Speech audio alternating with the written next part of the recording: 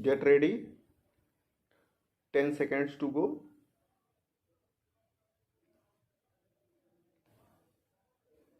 5 seconds. Start.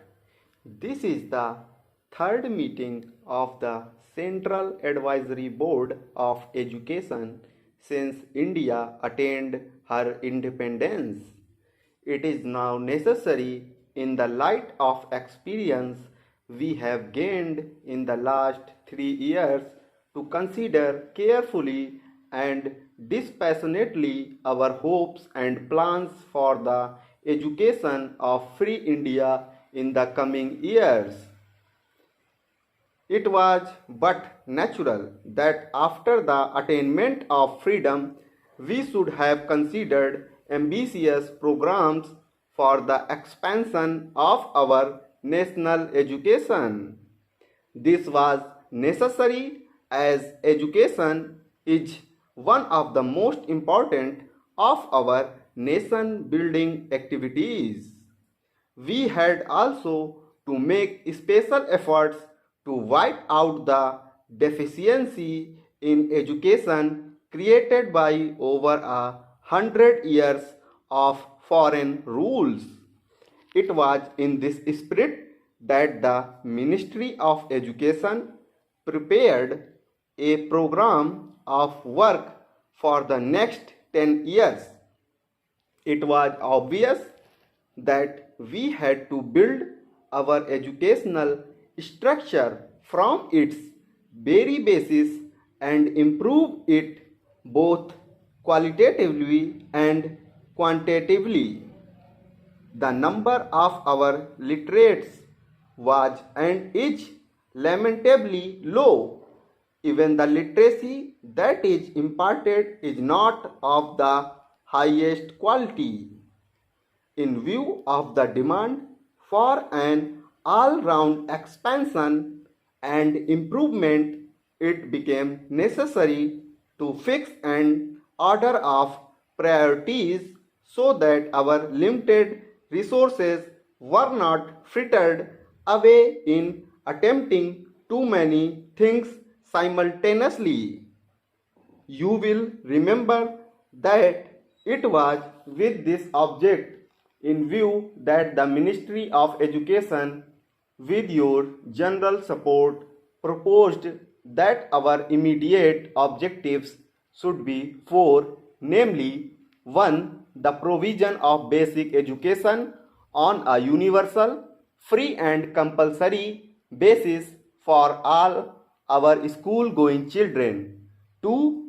The provision of adult education in order to wipe out the colossal illiteracy of our masses. 3. Improvement and expansion of technical education in order to solve the problem of manpower for industrial and technical development. And 4. The reorganization and improvement of university education from a national point of view. The post-war development plan laid down that it would take 40 years to implement a scheme of basic education and cost the nation a sum of rupees 8,000 crore at the rate of about rupees 200 crore a year.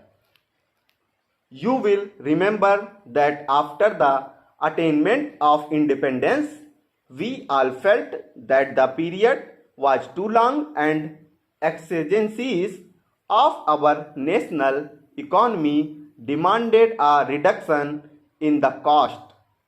We realized that lack of finance was not only the obstacle in our way. You considered these reports last year and generally approved of the recommendations.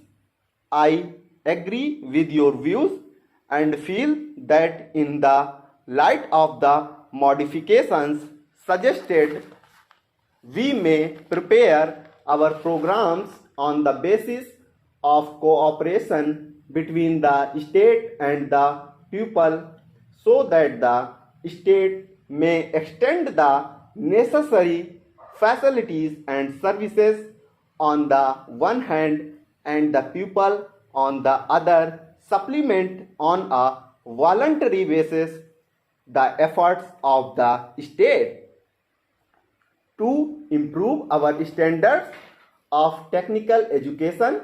The program that we had envisaged was the establishment of 4 higher technical institutes in addition to the strengthening of existing institutions.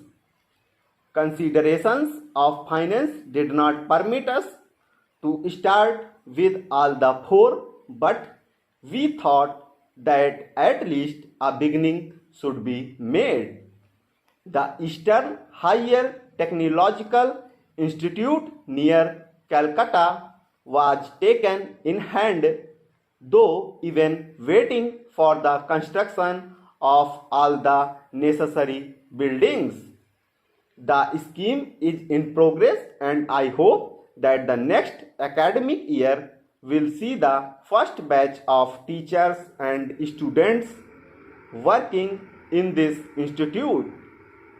Simultaneously, it has been our aim to strengthen the existing institutions by improving their quality and increasing their capacity. In the field of university education, the Indian University Education Commission, under the chairmanship of Professor Radhakrishnan, was asked to submit its report within 9 months. You will be glad to know that it has already done so. The report is before you, and one of the main functions of this meeting of the board will be to consider the recommendations of the commission. I have, even at the risk of some repetition, recapitulated these points so that we may be in a position to judge where we are. You will appreciate that so far as planning is concerned, the ministry is ready with its program in all the 4 fields mentioned by me. I would therefore like to draw your attention to the obstacle which stands in the way of their immediate implementation. You will remember that in 1947, the problem of refugees from Western Pakistan absorbed almost all the energy and a major portion of the finances of the nation. There was therefore no hope of adequate funds being available for educational expansion in the immediate future, but in spite of these difficulties, the budget for 1998-99 saw an increase in provision for education. During 1998-99, our scheme for educational reconstruction reached a suitable stage for implementation. It was my hope that the 1999-2000 budget would enable us to make a beginning with the program for the same. Now, stop over.